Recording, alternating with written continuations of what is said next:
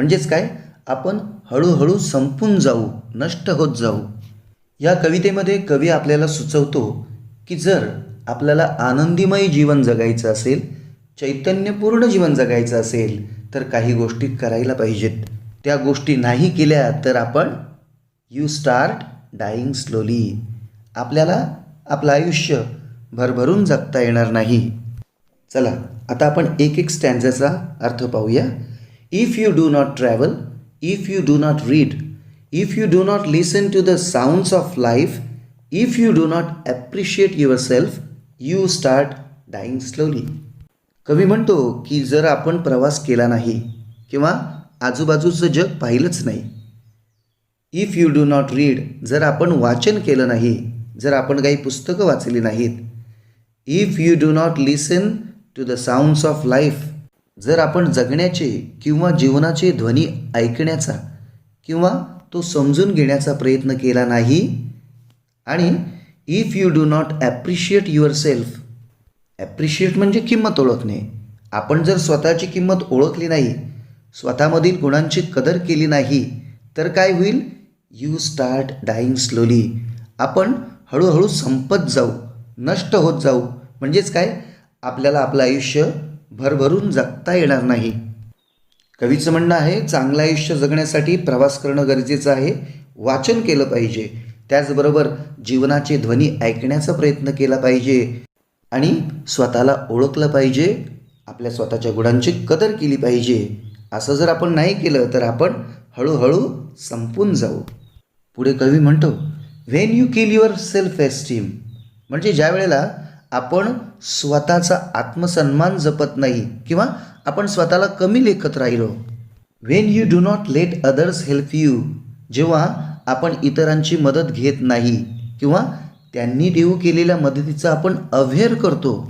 म्हणजे पहा, काही माणसांना सवय असते की मी माझं बघून घेईन, मला कोणाच्या मदतीची गरज नाही, आणि ते इतरांकडे मदत मागत नाही.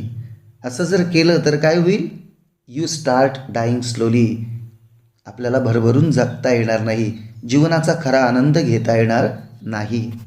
सेल्फ एस्टीम म्हणजे आत्मसन्मान. If you become a slave of your habits, walking every day on the same path. कवी म्हणतो, जर तुम्ही तुमच्या सवयींचे गुलाम झालात, तुमच्या हॅबिट्सचे स्लेव्ह झालात, walking every day on the same path, आणि दररोज त्याच एकाच मार्गावरती चालत राहिलात, तर काय होईल, you start dying slowly. If you do not change your routine, जर आपला दिनक्रम आपण कधी बदललाच नाही, तर आयुष्य कसं होईल, नीरस होईल.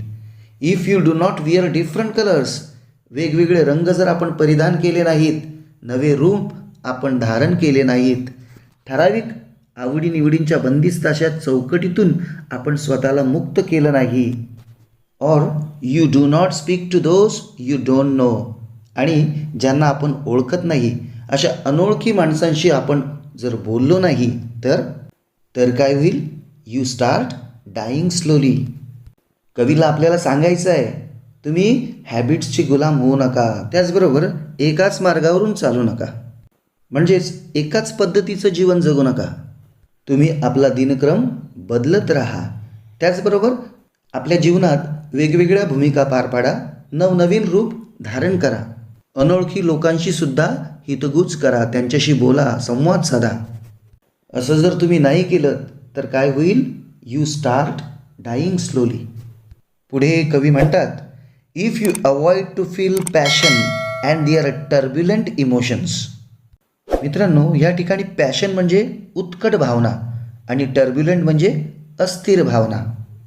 If you avoid to feel passion and their turbulent emotions, याचा अर्थ आहे, जर आपण आपल्या उत्कट भावना व अस्थिर भावना जाणल्या नाहीत किंवा मनातील त्या उत्कट भावनांना जर आपण मुक्तपणे व्यक्त होऊ दिलं नाही, ज्या भावना काय करत असतात, those which make your eyes glisten and your heart beat fast.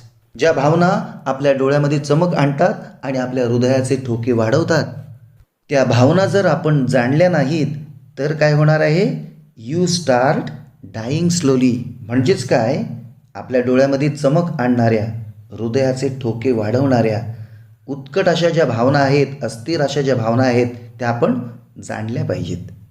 त्या अवॉइड नाही केल्या पाहिजेत, त्यांचा अवेअर करता कामा नये. We should not avoid those emotions. If you do not change your life when you are not satisfied with your job or with your love. मित्रांनो, आपल्या जीवनामध्ये समाधान ही सर्वात मोठी गोष्ट आहे, सॅटिस्फॅक्शन. जर आपल्याला आपल्या जॉबमधून, कामामधून किंवा आपल्या प्रियजनांपासून, ज्यांच्यावरती आपलं प्रेम असतं, ज्यांच्याशी आपलं रिलेशन्स असतं, अशा लोकांकडून जर आपल्याला समाधान मिळत नसेल तर आपण आपल्या जीवनामध्ये बदल केला पाहिजे, आपल्या वागण्यामध्ये बदल केला पाहिजे. जर आपण असं नाही केलं, if you do not change your life, तर obviously you start dying slowly. If you do not risk what is safe for the uncertain. सुरक्षित आयुष्य जगत असताना कधी धोका पत्करायची जर आपण हिंमत दाखवली नाही आणि स्वतःला अनसर्टेन गोष्टींचं आव्हान दिलं नाही, म्हणजेच स्वतःला अनिश्चित गोष्टींचं आव्हान दिलं नाही, तर काय होणार आहे? You start dying slowly. If you do not go after a dream. जर आपण आपल्या स्वप्नांचा पाठलाग केला नाही किंवा स्वप्नपूर्तीसाठी आपण जर धडपड केली नाही, then what will happen? You start dying slowly. If you do not allow your self at least once in your time to run away from sensible advice. Sensible advice म्हणजे समंजसपणाचा सल्ला. If you do not allow your self, जर तुम्ही स्वतःला असं करू नाही दिलं, असं करण्याची परवानगी नाही दिली, at least once in your lifetime, संपूर्ण आयुष्यामध्ये किमान एकदा तरी जर तुम्ही स्वतःला असं करू नाही दिलं, म्हणजेच काय करू नाही दिलं? To run away from sensible advice. कवी म्हणतो, कधीतरी एकदा तरी जीवनामध्ये सेन्सिबल ॲडवाईसपासून दूर राहा, दूर जा. म्हणजे समंजसपणाचा जो सल्ला आहे त्या सल्ल्यापासून दूर राहा. जर तुम्ही तसं केलं नाही तर काय होणार आहे? अर्थातच you start dying slowly. This poem is written by Pablo Neruda.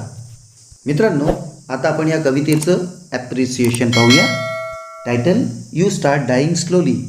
Poet Pablo Neruda. Rhyme scheme, the poem does not have a rhyme scheme.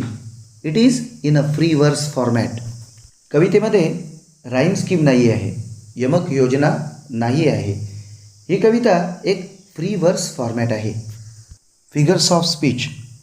The figures of speech used in the poem are apostrophe, repetition, antithesis. Theme or central idea. The poet is telling us to do new things every day and avoid negative thoughts and always be positive. कवी आपल्याला दररोज नवनवीन गोष्टी करायला सांगत आहे. त्याचबरोबर negative थॉट्सला avoid करायला, म्हणजे नकारात्मक विचारांचा अवेअर करायला. त्याचबरोबर ऑलवेज बी पॉझिटिव्ह, नेहमी सकारात्मक राहायला आपल्याला कवी सांगत आहे. We should enjoy each and every moment of our life. आपण आपल्या जीवनातील प्रत्येक क्षणाचा